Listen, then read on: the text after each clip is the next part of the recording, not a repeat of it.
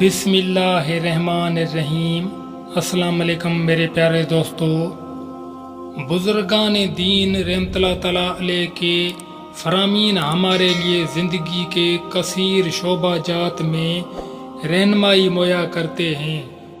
ان نفوس قدسیہ کی طویل زندگیاں دنیا کے نشیب و فراز سے گزری اور دینداری سے واقفیت میں بُتی ہوئی ہیں، اسی لیے ان کی فرامین بھی سالہ سال کے تجربات کا نچوڑ ہوتی ہیں۔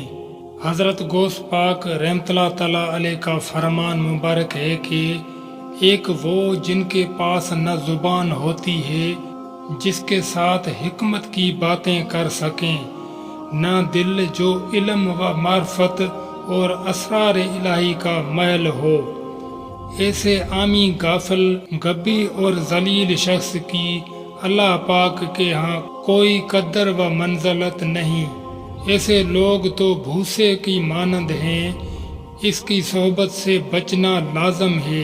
ہاں، اگر تم عالم دین اور نیکی کی دعوت دینے والے مبلغ ہو تو بے شک ایسے لوگوں کی صحبت اختیار کرو، انہیں اللہ پاک کی اطاعت کی دعوت دو اور گناہوں سے ڈراؤ تو تم مجاہد قرار پاؤ گے۔ حضرت محمد مصطفیٰ صلی اللہ علیہ وآلہ وسلم نے فرمایا، اگر اللہ پاک تمہارے ذریعے کسی ایک شخص کو ہدایت عطا فرمائے تو یہ تمہارے لیے اس سے اچھا ہے کہ تمہارے پاس سرخ اونٹ ہو۔ دوسرے قسم کے لوگ وہ ہیں جن کے پاس زبان تو ہے لیکن دل نہیں۔ علم و عمل کی نصیحت کے سلسلے میں بڑی حکیمانہ گفتگو کرتے ہیں مگر خود اس پر عمل نہیں کرتے۔ دوسروں کو خدا کی طرف بلاتے ہیں لیکن خود اس کے حکم پر عمل سے بھاگتے ہیں۔ غیبت کی مذمت کرتے ہیں لیکن خود اس میں مشغول رہتے ہیں۔ لوگوں کے سامنے اپنی پارسائی کا اظہار کرتے ہیں لیکن تنہائی میں بڑے بڑے گناہ کر کے اللہ پاک سے جنگ کا اعلان کرتے ہیں۔ ایسے لوگ در حقیقت انسانی لباس میں ملبوس بھیڑیے ہیں۔ ایسے لوگوں سے دور بھاگو اور ان کے شر سے اللہ پاک کی پناہ طلب کرو۔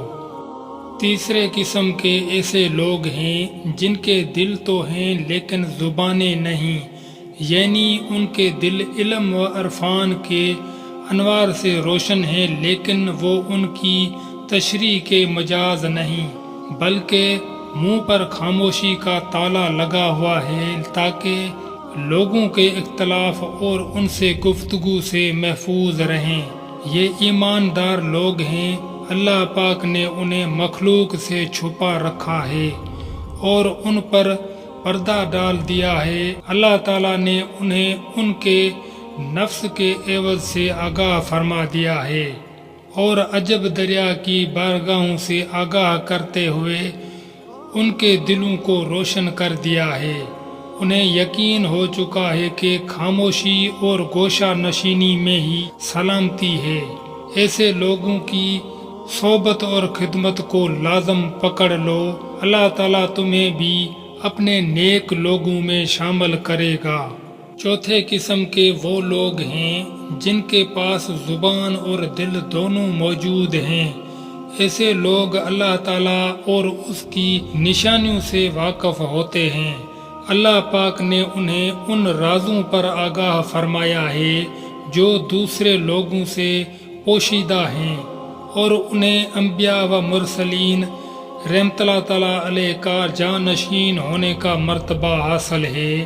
ان حضرات کو وہ بلند و بالا مقام حاصل ہے جس سے اوپر صرف مقام نبوت ہے۔